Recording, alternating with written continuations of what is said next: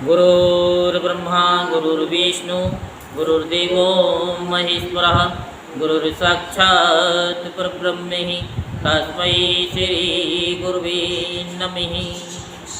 ओं गजाननं भूतगणाधिसेवितं कपितजम्बुफलचारुभक्षणं उमासुतं शोकविनाशकारिकं नमामि विघ्नेश्वरपादपङ्कजं सच्चिदानन्दरूपाय विश्वोत्पत्त्यादिहेतवे तापत्रे विनाशाय श्रीकृष्णाय वयं नमः। बोल वृंदावन बिहारी लाल की जय, बोल वाके बिहारी लाल की जय। आज हम आपको श्रीमद्भागवत महापुराण में कश्यप जी के द्वारा अदिति को पयोव्रत का उपदेश की कथा सुनाते हैं। श्री सुखदेव जी कहते हैं, परीक्षित, जब देवता इस प्रकार भागकर छिप गए और दैत्यों ने स्वर्ग पर अधिकार कर लिया, तब देव माता अदिति को बड़ा दुख हुआ। वे अनाथ सी हो गईं। एक बार बहुत दिनों के बाद जब परम प्रभावशाली कश्यप मुनि की समाधि टूटी, तब वे अदिति के आश्रम पर आए। उन्होंने देखा कि न तो वह सुख शांति है, वहाँ कोई सुख शांति नहीं, और न किसी प्रकार का उत्साह या सजावट है। परीक्षित, जब वे वहाँ जाकर आसन पर बैठ गए और अदिति ने विधि पूर्वक उनका सत्कार कर लिया, तब वे अपनी पत्नी अदिति से, जिसके चेहरे पर बड़ी उदासी छाई हुई थी, बोले, कल्याणी, इस समय संसार में ब्राह्मणों पर कोई विपत्ति तो नहीं आई है। किस पर? धर्म का पालन तो ठीक ठीक होता है,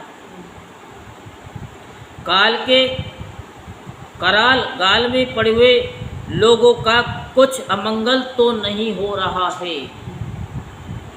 प्रिय, गृहस्थाश्रम तो जो लोग योग नहीं कर सकते,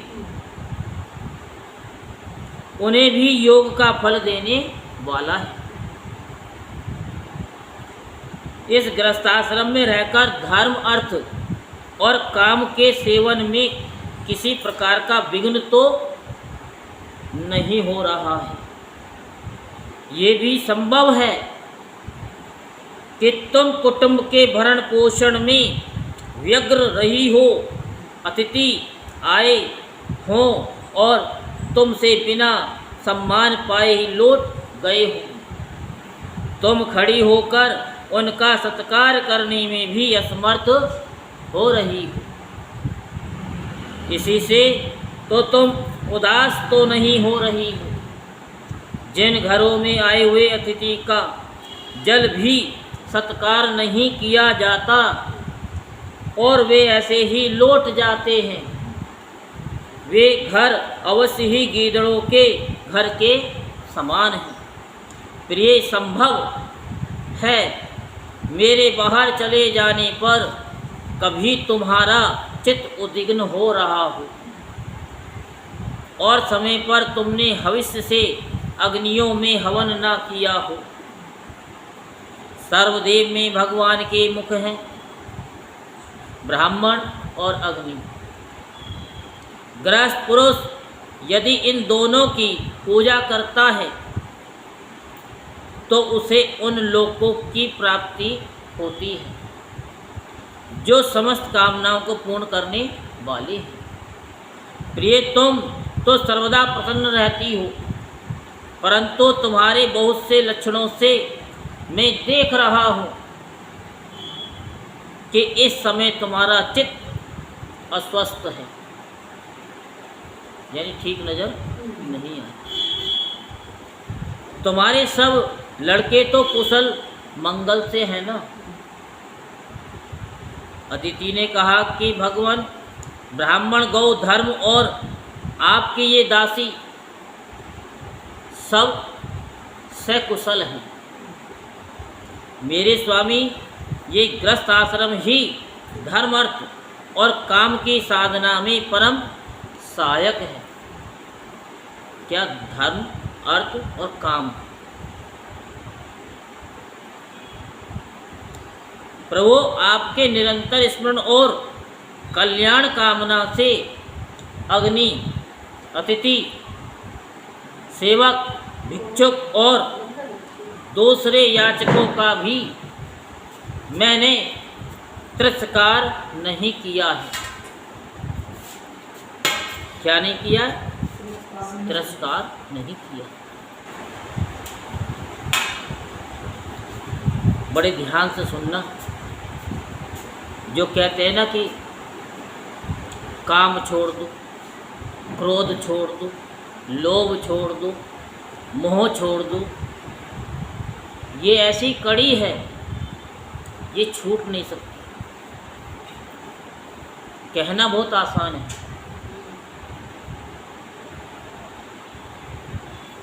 ये माता जी है, कितना भी कहते इनके बच्चे इनको दुखी करें, लेकिन बच्चों पे जरा सी भी खरोच आ जाए ना तो इनको अपने से ज़्यादा उनकी चिंता हो जाएगी। ये मोह है, तो ये छूट नहीं सकती। जो कहते हैं ना छोड़ दो, वो कुछ नहीं है, वो आपको मूर्ख बना रही है। क्योंकि आप को कह रहे हैं कि इन चीज़ों को छोड़ो, इनका भी उनको दंड मिलता है। व्यासपीठ से कभी अपशब्द नहीं निकलता, केवल आपको समझाने के लिए तरह तरह के दृष्टांत दिए जाते हैं। समझाया जाता है कि तुम कुछ नहीं छोड़ सकती। और क्या छोड़ सकते हो भाई? खाना पीना ये तो छोड़ सकते हो। अगर लोभ छोड़ दोगे तो बिजनेस कैसे करोगे?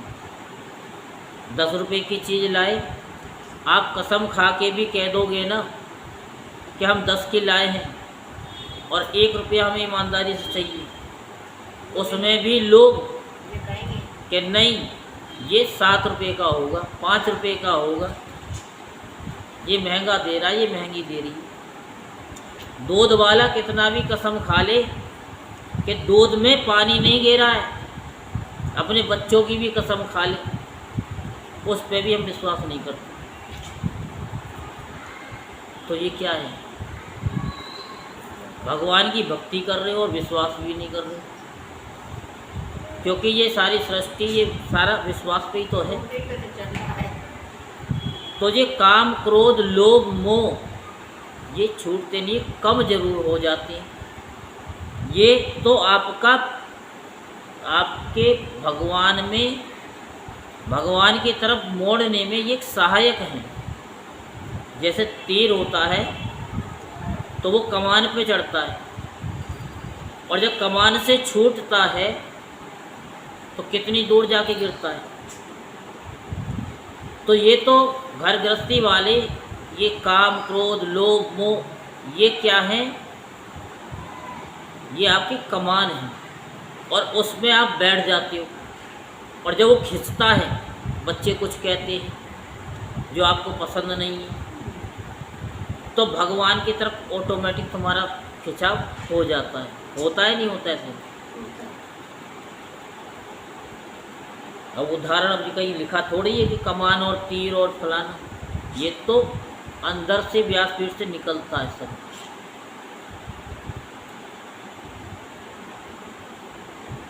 तो यहाँ भी यही बता रहे, ये तो गृहस्थ आश्रम तो एक सहायक है।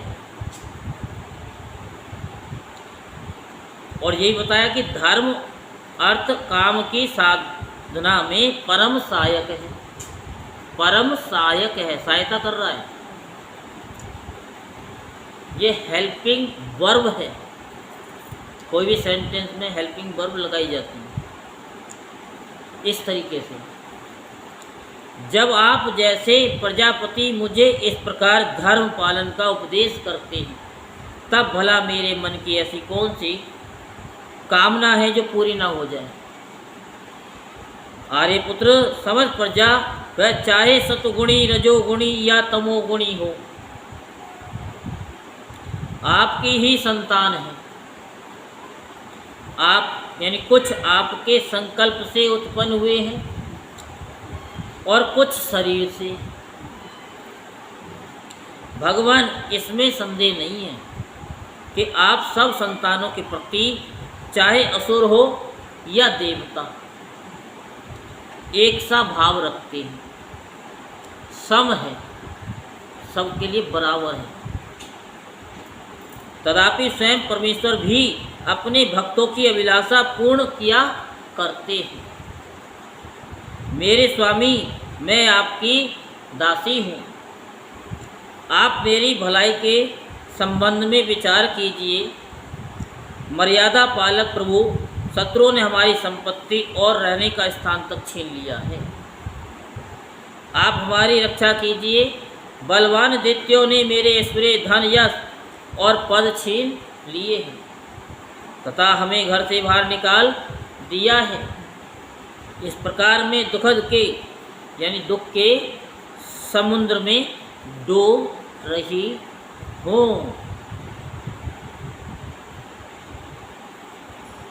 दुख का समुद्र कहाँ है बताओ?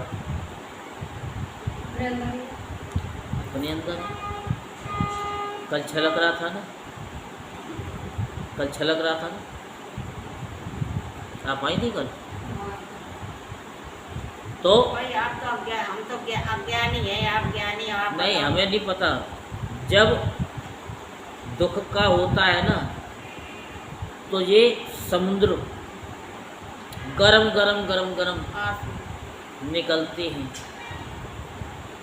आंसू दो तरीके के निकलते हैं, एक खुशी के भी होते हैं और एक गम के भी होते हैं। खुशी के जो होते हैं ना, बड़े ठंडे ठंडे होते हैं। देखना कभी, जब हंसी आएगी ना ऑटोमेटिक, तो वो आंसू ठंडे होंगे, और जो गम के होंगे वो गरम गरम होंगे। हाँ, तो आपसे बढ़कर हमारी भलाई करने वाला और कोई नहीं है। इसलिए मेरे हितैषी स्वामी, आप सोच विचार कर अपने संकल्प से ही मेरे कल्याण का कोई ऐसा उपाय कीजिए जिससे कि मेरे पुत्रों को वे वस्तुएं फिर से प्राप्त हो जाए। श्री सुखदेव जी कहते हैं, इस प्रकार अदिति ने जब कश्यप जी से प्रार्थना की, तब वे कुछ विस्मित से होकर बोले, बड़े आश्चर्य की बात है, भगवान की माया भी कैसी प्रबल है। ये सारा जगत शनि की रज्जू से बंधा हुआ है। कहाँ ये पंचभूतों से बना हुआ अनात्मा शरीर, और कहाँ प्रकृति से परे आत्मा। न किसी का कोई पति है, न पुत्र है, और न तो संबंधी ही है। मोह ही मनुष्य को नचा रहा है। कथा तो सुनती ना। क्यों सुने? कथा कौन सुनना चाहता है? वो जग की व्यथा सुनना चाहते हैं सर। तो प्रिय, तुम संपूर्ण प्राणियों के हृदय में विराजमान, अपने भक्तों के दुख मिटाने वाले जगत गुरु भगवान वासुदेव की आराधना करो।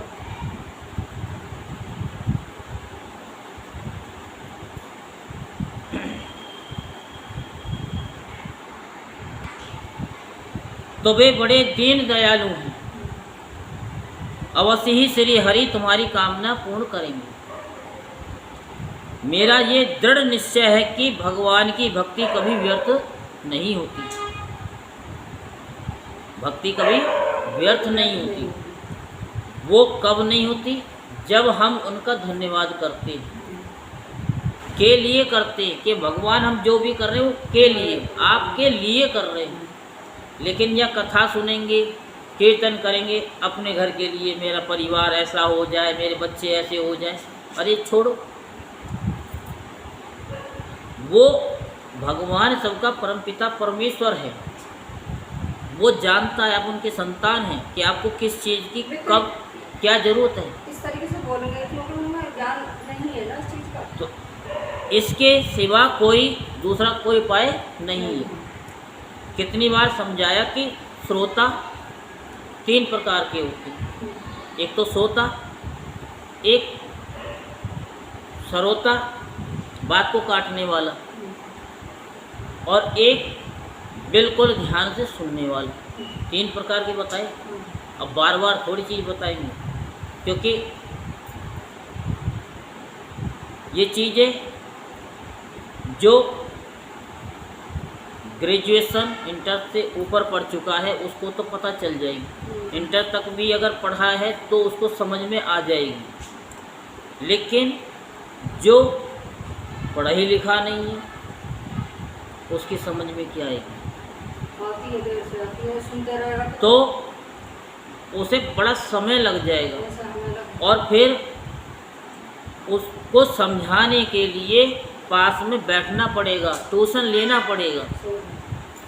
जब तक ट्यूशन नहीं होगा तब तक बच्चा पढ़ ही नहीं सकता, क्योंकि ट्यूशन में वही तो स्कूल में मास्टर जी पढ़ा रहे हैं और वही कहते ट्यूशन में पढ़ा रहे हैं। तो स्कूल में समझ में नहीं आ रहा और उसमें कैसे समझ में आ रहा है? सोचो, कोई तो बात होगी। चीज़ तो वहीं भी, वहाँ भी वही है और यहाँ भी वही है, क्योंकि वो वहाँ अधिक पैसे ले रहे हैं। इतने तो स्कूल की फीस नहीं, इतनी ट्यूशन की फीस है। तो अदिति ने पूछा कि भगवान, मैं जगदीश्वर भगवान की आराधना किस प्रकार करूं? आराधना किस प्रकार करूं जिससे वे सत्य संकल्प प्रभु मेरा मनोरथ पूर्ण करें?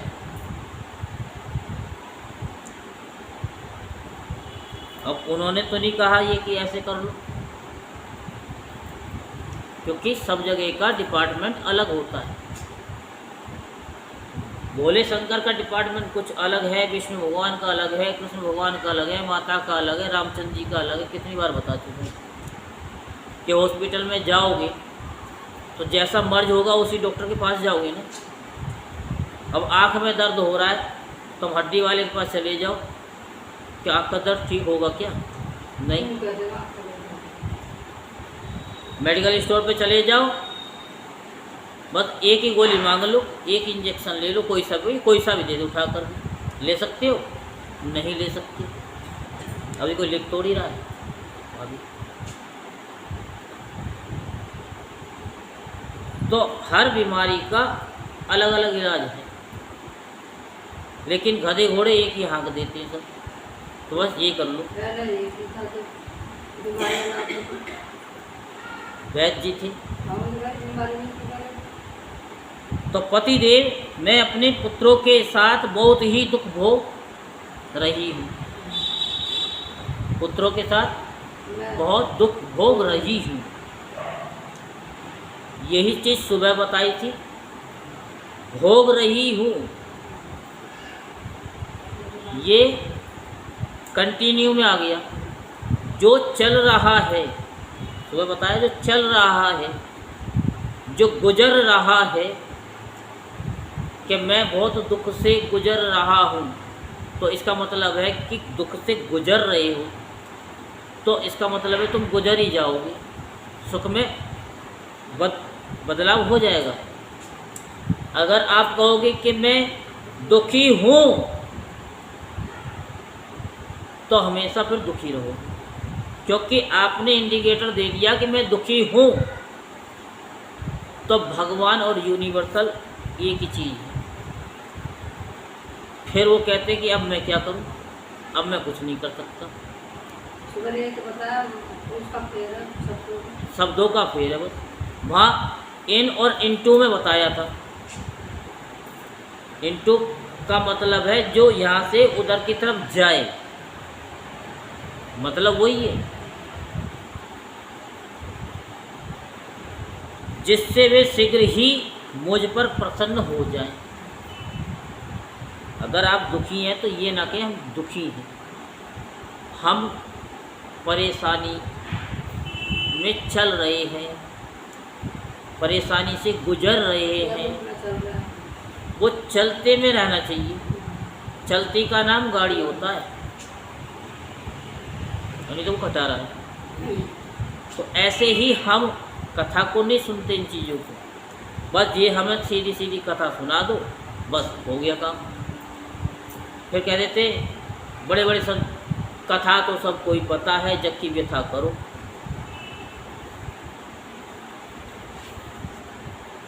उनकी आराधना की वही विधि मुझे बतलाइए, जिससे वे शीघ्र ही मुझ पर प्रसन्न हो जाए।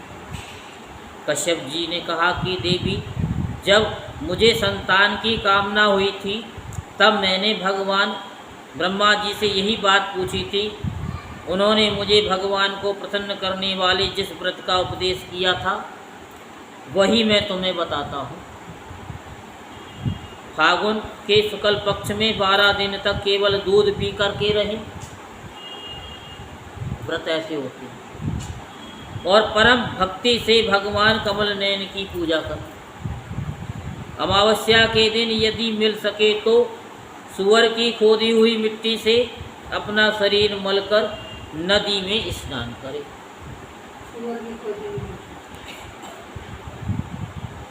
बताओ, सुअर पिग ना खोदी हुई मिट्टी खोद लेना पैर से। उस समय ये मंत्र पढ़ना चाहिए। कौन सा? हे देवी, प्राणियों को स्थान देने की इच्छा से वराह भगवान ने रसातल से तुम्हारा उद्धार किया था। तुम्हें मेरा नमस्कार है। तुम मेरे पापों को नष्ट कर दो। इसके बाद अपने नित्य और नैमित्तिक नियमों को पूरा करके एकाग्र चित्त भी होना चाहिए। मूर्ति, वेदी, सूर्य, जल, अग्नि और गुरुदेव के रूप में भगवान की पूजा करो। गुरुदेव के रूप में, यही चीज समझनी है बस। गुरुदेव के रूप में भगवान की पूजा करो, क्योंकि ये चलते फिरते भगवान हैं। ये आपको पग पग पर चाहे तो आपको परेशानी से बचा सकते हैं, और ये चाहे अपने शब्दों के द्वारा, शब्द का ही तो फर्क है बस। आपको कि शब्द से क्या होता है, शब्द से बहुत कुछ हो जाता है। होता है कि नहीं होता? और जो कहे कि नहीं होता तो हमें बता देना, हम बता देंगे। और इस प्रकार स्तुति करें, प्रभु आप सर्वशक्तिमान हैं, अंतर्यामी और आराधनीय हैं। समस्त प्राणी आप में और आप समस्त प्राणियों में निवास करते हैं। आगे समस्त प्राणियों में, समस्त प्राणी आप में और आप समस्त प्राणियों में निवास करते हैं, तो फिर अलग है क्या? जल और जल की बूंद अलग है क्या? फिर कहते हैं भगवान नहीं। इससे बड़ा मूर्ख आदमी कौन होगा? होगा क्या? बता रहे कि तुम भगवान हो, तुम जानो, अपने आप को जानो, लेकिन नहीं, रहेंगे तो ढेड़ के ढेड़ ही। इसी से आपको वासुदेव कहते हैं। आप समस्त चराचर जगत और उसके कारण के भी साक्षी हैं। भगवान मेरा आपको नमस्कार है। आप अव्यक्त और सूक्ष्म हैं। प्रकृति और पुरुष के रूप में भी आप ही स्थित हैं। आप 24 गुणों के जानने वाले और गुणों की संख्या करने वाले सांख्य शास्त्र के प्रवर्तक हैं। आपको मेरा नमस्कार है। नमस्कार का मतलब समझते हो क्या? ये भी एक तरीके से धन्यवाद ही है। आप वह यज्ञ हैं जिस, अब आप प्रणाम मत करना कि हमने प्रणाम बोल दिया तो आप भी नमस्कार करते फिरो। नहीं, जोर से बोलो।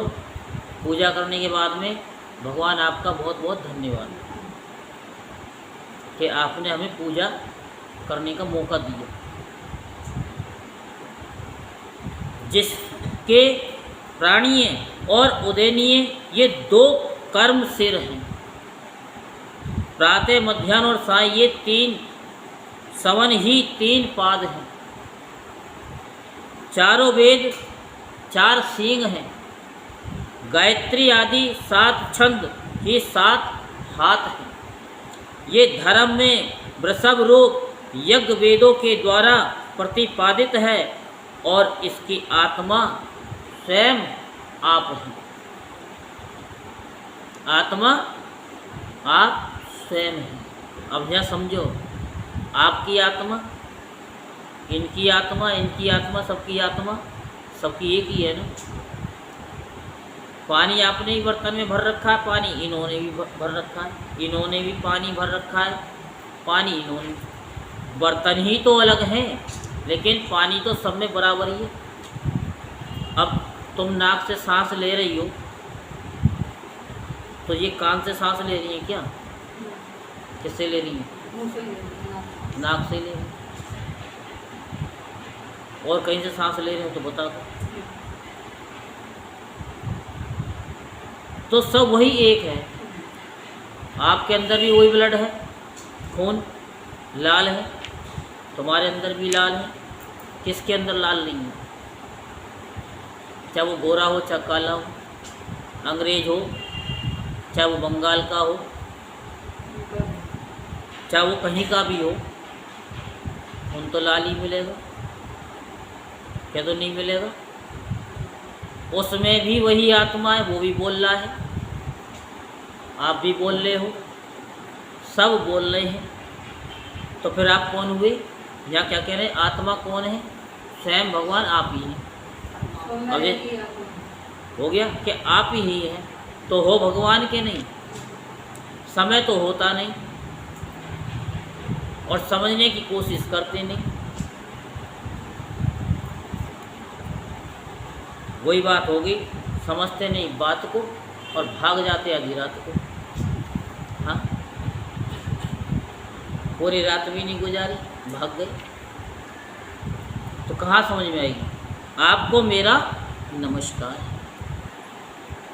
आप ही लोक कल्याणकारी शिव और आप ही प्रलयकारी रुद्र हैं। समस्त शक्तियों को धारण करने वाले भी आप ही हैं। आपको मेरा बार बार नमस्कार है। आप समस्त विद्याओं के अधिपति एवं भूतों के स्वामी हैं। आपको मेरा नमस्कार है। आप ही सबके प्राण और आप ही इस जगत के स्वरूप भी आप ही हैं। जितने भी स्वरूप हैं भगवान के, आप योग के कारण तो हैं ही, स्वयं योग और उससे मिलने वाला ऐश्वर्य भी आप ही हैं। हे हिरण्यगर्भ, आपके लिए मेरे नमस्कार। आप ही आदि देव हैं, आपके साक्षी हैं। आप ही नर नारायण ऋषि के रूप में प्रकट स्वयं भगवान हैं। आपको मेरा नमस्कार है। आपका शरीर मरकत मणि के समान सांवला है। समस्त संपत्ति और सौंदर्य की देवी लक्ष्मी आपकी सेविका है। पीतांबरधारी केशव, आपको मेरा बार बार नमस्कार है। आप सब प्रकार के वर देने वाले हैं, वर देने वालों में श्रेष्ठ हैं तथा जीवों के एकमात्र वर्णीय हैं। यही कारण है कि धीर विवेकी पुरुष अपने कल्याण के लिए आपके चरणों की रज की उपासना करते हैं। जिनके चरण कमलों की सुगंध प्राप्त करने की लालसा से समस्त देवता और स्वयं लक्ष्मी जी भी सेवा में लगी रहती है, वे भगवान मुझ पर प्रसन्न हो। वो भगवान मुझ पर प्रसन्न हो। प्रिय भगवान ऋषिकेश का आवाहन पहले ही कर लें, फिर इन मंत्रों के द्वारा पाद आचमन आदि के साथ श्रद्धापूर्वक मन लगा करके पूजा करें। मन लगा करके, ये नहीं आरती भी चल रही है ओम जय जगदीश हरे और ध्यान उधर जा रहा है। देखते हैं ना पूजा वाले क्या करते हैं, इधर आरती चल रही है, इधर धूप बत्ती चल रही है और मूड इधर को हो रहा है। कौन कौन देख रहे हैं मुझे करते हुए? नहीं, मन परमात्मा में होना चाहिए। गंधमाला आदि से पूजा करके भगवान को दूध से स्नान करावें। उसके बाद वस्त्र, यज्ञोपवीत आभूषण, पाद आचमन, गंध, धूप आदि के द्वारा 12 अक्षर मंत्र से भगवान की पूजा करें। यदि सामर्थ्य हो तो दूध में पकाए हुए तथा घी और गुड़ मिले हुए साली के चावल का नैवेद्य लगावे और उसी का 12 अक्षर मंत्र से हवन करें। उस नैवेद्य को भगवान के भक्तों में बांट दे या स्वयं पाले। भक्तों में बांट दे या स्वयं पाले, बात एक ही। आचमन और पूजा के बाद तांबूल निवेदन करें। तांबूल तो समझते हो? नहीं समझते? तुम समझती हो? चलो चावली से पान। हाँ हाँ, 108 बार 12 अक्षर मंत्र का जप करें और स्तुतियों के द्वारा भगवान का स्मरण करें। प्रदक्षिणा करके बड़े प्रेम और आनंद से भूमि पर लौटकर दंडवत प्रणाम करें। पहले आपने कभी देखा हो ब्राह्मण देवताओं को भोजन कराते थे तो पान भी खिलाते थे, खिलाते थे नहीं खिलाते थे? पहले तो ज़्यादा ही खिलाते थे, अब तो उनको ये नहीं पता कि पान भी खिलाते हैं। निर्माल्य को सिर से लगाकर देवता का विसर्जन करें। कम से कम 2 ब्राह्मणों को यथोचित रीति से खीर का भोजन करावें। दक्षिणा आदि से उनका सत्कार करें। आ रही है दक्षिणा इसमें कि नहीं आ रही? इसके बाद उनसे आज्ञा लेकर अपने इष्ट मित्रों के साथ बचे हुए अन्न को स्वयं ग्रहण करें। उस दिन ब्रह्मचर्य से रहें और दूसरे दिन प्रातःकाल ही स्नान आदि करके पवित्रता पूर्वक पूर्वोक्त विधि से एकाग्र होकर भगवान की पूजा करें। इस प्रकार जब तक व्रत समाप्त न हो तब तक दूध से स्नान करावे, प्रतिदिन भगवान की पूजा करें। भगवान की पूजा में आदर बुद्धि रखते हुए केवल पयोव्रती रहकर ये व्रत करना चाहिए। पूर्ववत प्रतिदिन हवन और ब्राह्मण भोजन भी कराना चाहिए। कथा यहाँ भी सुननी चाहिए और यूट्यूब पे तो ज़रूर सुननी चाहिए, तभी परमात्मा प्रसन्न होते हैं। कि तुम कहीं भी जाओ तुम्हारी नागा ना हो, ऑनलाइन का ज़माना है तो भगवान भी ऑनलाइन है और हमारे भक्त भी ऑनलाइन हैं। क्योंकि पहले तो लोग वो करते थे क्या, बहानेबाजी, हम तो वहाँ चले गए थे, हमारे पास समय नहीं है। अब तो तुम्हारे पास में समय ही समय है। अरे आप जो है कपड़े धो रहे हो मशीन से लगा करके यूट्यूब, काम भी करते चलो और कथा भी सुनते चलो। उस वाइब्रेशन से मंदिर की घंटियाँ जो बज रही हैं वो आपके घर तक पहुँचेगी। माता जी तो कह देंगी हमारे तो घर तक वैसी पहुँच जाती है। वो तो पहुँचती है डायरेक्ट। जो इनडायरेक्ट से सारे भक्तों आप लोगों का जो ओरा बनना है वो साथ में जा रहा है और एक ब्राह्मण देवता की आवाज़ भी जा रही है। ठीक है ना?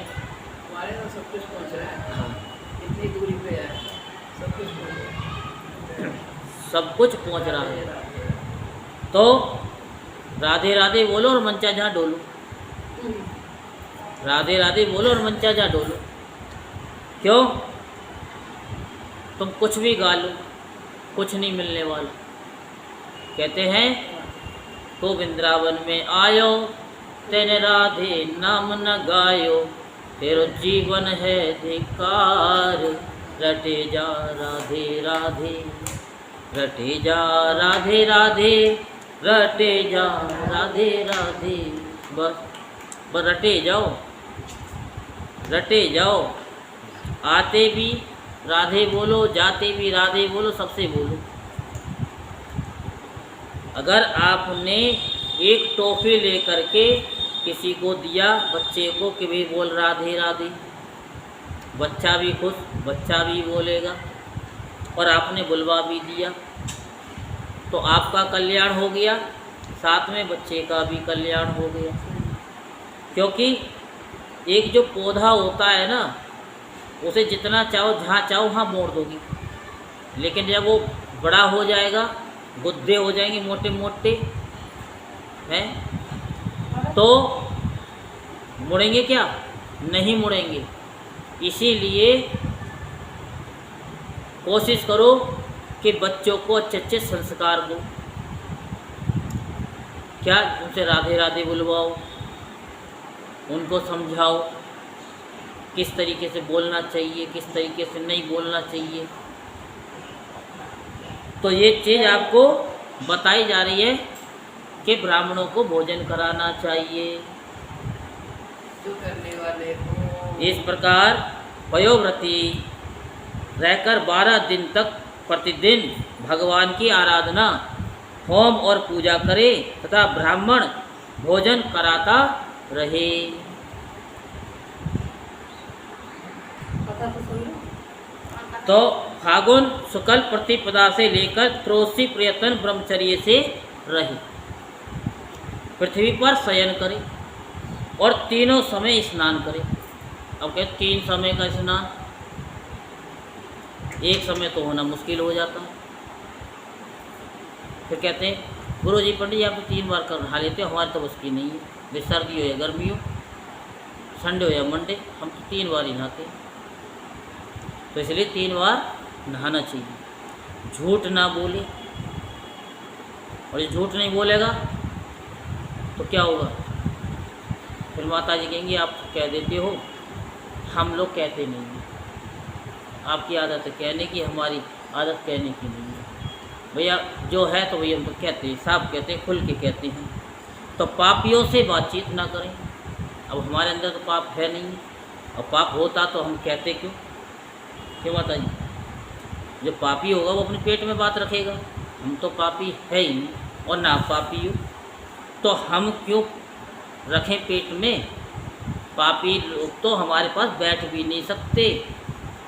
पापी वाले तो बीच में बात को काट काट करके वो अलग ही हो जाती, क्योंकि टीचर को पता है कि पढ़ने वाला बच्चा कौन है। पढ़ने वाला बच्चा होगा तो वो सबसे आगे बैठेगा, ना पढ़ने वाला होगा ना सबसे पीछे बैठेगा, ना तो वो कथा को सुनेगा ना सुनने देगा। ऐसे पीछे बच्चे बैठे होते हैं ना, आपने देखा भी होगा, पीछे बैठने वाले बच्चे क्या करते हैं? आपस में बातचीत करते रहते हैं, बातचीत करते रहते हैं, ना तो पढ़ते ना दूसरे को पढ़ने देते। तो पाप की तो बात ही ना करें। अगर कोई पाप की बात करता है ना, तो साफ कह दो प्लीज़ हम ऐसी बातें लाइक नहीं करते। छोटे बड़े सब प्रकार के भोगों का त्याग कर दे। किसी भी प्राणी को किसी प्रकार से कष्ट ना पहुंचाओ, कष्ट ना पहुंचाओ। हमने 2011-12 में बताया क्या कि अपना दुख कभी किसी को बताना नहीं चाहिए, और ये भी बताया कि अगर कोई आप अपना दुख बताए आपको, तो या तो सुनो मत, और सुनो तुम इस योग्य हो तो उसकी हेल्प करो।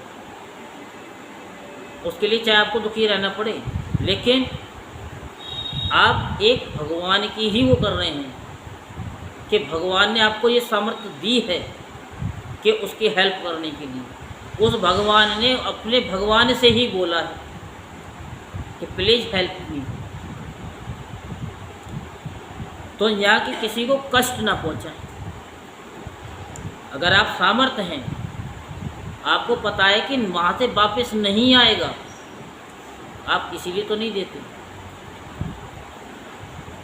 और जहाँ से वापस आता है ना, वहाँ उसकी कदर होती नहीं, क्योंकि आप लखपति करोड़पति को शादियों में क्या देंगे, बड़े बड़े लिफाफे दे देंगे, क्योंकि पता है कि यहाँ 11,000 देंगे 21,000 आएगा। और किसी गरीब की लड़की की शादी में 500 का लिफाफा भी बड़ी मुश्किल से जाता है, वो भी नहीं जाता। हम आपको वो चीज़ बनाना चाहते हैं। अगर हमसे पूछो तो अगर आप 100 रुपये या 500 रुपये प्रति महीने भी निकालो ना कन्यादान के नाम की, तो एक लड़की की शादी अपने जीते जी ऐसे किसी गरीब लड़की की शादी कर जाओगे, 2-4 लाख रुपए तो जुड़ ही जाएंगे आपके पास। तुम्हें भी ये गर्व होगा कि भगवान ने हमें इस लायक बनाया, क्योंकि जब भाव तुम्हारे अंदर आएगा ना तो 100 की जगह 500 भी निकलेंगे। और जब 500 निकालोगे ना 50,000 आपके यहाँ आएंगे कि ये भगवान भी यूनिवर्सल में जाएगा कि ये कन्या के लिए निकालना है, और वो देगा। तो ये बताओ कि जब किसी गरीब की शादी अपने आप कहीं भी करो, हम नहीं कह रहे कि यहीं करो, जहाँ मर्जी करो, जहाँ तुम्हारी इच्छा हो, वहाँ 3 लाख रुपये, 4 लाख रुपये, 5 लाख रुपये जब लगाओगे तो लड़की वाला भी खुश, लड़के वाला भी खुश। कब तक दुआ देंगे? नहीं देंगे तो भगवान तो देगा ना। ये सामर्थ्य बनाओ, क्योंकि गरीब आदमी कर सकता है, अमीर आदमी की बस की नहीं, क्योंकि अमीर आदमी के दिल ही नहीं होता, और होता है तो देने का नहीं होता। तो 100 रुपये या 500 रुपये महीने, जितनी सामर्थ्य हो हर महीने निकाल के अपने पास रखो कि ये हम किसी कन्या के लिए। और बच्चों को बता दो इसमें से पैसे मत लेना, ठीक है? तो ये अच्छा विचार है, वो बुरा विचार है? माता जी विचार अच्छा है, अच्छा है ना? पॉसिबल नहीं है। हो जाएगा पॉसिबल। इस दुनिया में क्या पॉसिबल नहीं है? वह कौन सा खुदा है जो हो नहीं सकता? तेरा जीना चाहे तो हो नहीं सकता। जोड़ेंगे पहले तो अपने लिए करेंगे। अपने की भी तो करते हैं ना, क्या कहीं से भी करते हैं, ले दे के करते हैं, तो ऐसे ही सोच लो। आज का जो हमारे आसपास क्या ना, सब कितने समझ नहीं है, सब हो जाती है। 100 रुपये जोड़ सकता है। जैसे मैं आपको 100 रुपये दूँ, आप जोड़ के रख, मैं क्यों रख लूँ? मैं तो इस सेंटेंस में लफड़े में पड़ते ही नहीं। मैं तो कह रही हूँ 100 रुपये दूँ, आप जोड़ के रखो। मैं तो जोड़ ही नहीं सकता, यही सब क्योंकि मैं जुड़वाना चाहता हूँ। अगर मैं किसी सबसे कहूँ कि 100 रुपये कन्यादान कर दो, सारे लोग क्या कहेंगे कि पंडित जी स्वयं अपनी लड़की की शादी के लिए मांग रहे हैं, क्योंकि लोगों की सोच ही ऐसी है। गलत सोच बहुत जल्दी आती है। बस क्योंकि नेगेटिव, यही तो कल और आज बता रहा था, वही तो समझ में नहीं आती। जो नेगेटिव चीज़ होती है ना, उसका चिन्ह क्या होता है माता श्री? नेगेटिव चिन्ह, अब पंडित जी मुझे तो बनाए सुनो एक नहीं, मिनट। भगवान ने किसी की- नेगेटिव चिन्ह क्या है? ऐसे वो कान में सीधा पार हो जाता है, और जो प्लस का होता है ना, वो ऐसे जाता है, आधा घुसता है, लेकिन वो पूरा घुसने नहीं पाता, वो कान वहीं रोक देता है। तो पॉजिटिव बातें तो हम लोगों को घुसती नहीं है, उसमें भी कई किलो बता देते हम नहीं कर सकते, ये नहीं हो सकता, वो नहीं हो सकता। अरे इंग्लिश में कहावत है, उल्टी सीधी हम बोल लेते हैं कि nothing is impossible, possible is everything in this world. इस संसार में कुछ भी असंभव नहीं है, बस मन में अगर भाव हो तो सब कुछ हो सकता है। तो everything is possible in this world, but हाँ, जो भी है, nothing is impossible in this world, nothing is impossible in this हाँ तो सब पॉसिबल ही है ना। वर्ल्ड। तो अपनी पॉजिटिव सोच रखो, यही तो चीज़ बता रहे हैं। आज सुबह की कथा जरूर सुनना, ठीक है? वो अभी आई कंपल्सरी, हूँ बस थोड़ी देर, 15 मिनट। वो मुझे पता है नो, बट आप उसको कंपल्सरी आज की सुनना, ठीक, ओके, और सुन करके फिर बताना, ओके। क्योंकि उसमें कुछ शब्द ऐसे बताए गए हैं कि जो आपकी गैर हाजिरी में मुझे फील हुआ था कि आप समझ सकती हो। यही मैं इनसे भी कह रहा था कि बाकी तो यहाँ किसी की समझ से बाहर है। इनकी भी समझ में आ गई है, आ गई ना? कुछ मुझे सब आते हैं, बस समझते ही हैं, समझने के लिए आते हैं सब, जो भी आते हैं सब समझते सब नहीं आते, ये तो सुबह आती ना तो पता चलता। भगवान की आराधना में लगा ही रहे, त्रयोदशी के दिन विधि जानने वाले ब्राह्मणों के द्वारा शास्त्रोक्त विधि से भगवान विष्णु को पंचामृत स्नान करावे। जिस दिन धन का संकोच छोड़कर भगवान की बहुत बड़ी पूजा करनी चाहिए और दूध में खीर पकाकर विष्णु भगवान को अर्पित करना चाहिए। अत्यंत एकाग्र चित्त से उसी पकाए हुए चरु के द्वारा भगवान का यजन करना चाहिए और उनको प्रसन्न करने वाला गुण युक्त तथा स्वादिष्ट नैवेद्य अर्पण करना चाहिए। इसके बाद ज्ञान संपन्न आचार्य और ऋतुजों को वस्त्र आभूषण और गौ आदि देकर संतुष्ट करना चाहिए। प्रिय, इसे भी भगवान की ही आराधना समझो। प्रिय, आचार्य और ऋतुजों को शुद्ध सात्विक और गुण युक्त भोजन कराना ही चाहिए। दूसरे ब्राह्मण और आए हुए अतिथियों को भी अपनी शक्ति के अनुसार भोजन कराना चाहिए। गुरु और ऋतुजों को यथायोग्य दक्षिणा देनी चाहिए। जो चांडाल आदि अपने आप वहाँ आ जाए उन सभी को तथा दीन अंधे और असमर्थ पुरुषों को भी अन्न आदि देकर संतुष्ट करना चाहिए। जब सब लोग खा चुके तब उन सब के सत्कार को भगवान की प्रसन्नता का साधन समझते हुए अपने भाई बंधुओं के साथ स्वयं भोजन करें। प्रतिपदा से लेकर त्रयोदशी तक प्रतिदिन नाच गान बाजे गाजे स्तुति स्वस्ति वाचन और भगवत कथाओं से भगवान की पूजा करें और करावें और दूसरों को सुनावें। ये तो हम कह रहे हैं, आप सुनो और दूसरों को सुनाओ। सुना नहीं सकते हो तो इस कथा को YouTube से उठा करके कॉपी करके व्हाट्सएप पे शेयर कर दो। बस आपने अपना काम कर दिया, आगे वाला उसको फॉलो करे तो ठीक, ना करे तो ठीक। प्रिय, ये भगवान की श्रेष्ठ आराधना है। इसका नाम है पयोव्रत। इसका नाम है पयोव्रत। ब्रह्मा जी ने मुझे जैसा बताया था वैसा ही मैंने तुम्हें बता दिया। देवी, तुम भाग्यवती हो। अपनी इंद्रियों को बस में करके शुद्ध भाव एवं श्रद्धापूर्ण चित्त से इस व्रत का भली भांति अनुष्ठान करो और इसके द्वारा विनाशी भगवान की आराधना करो।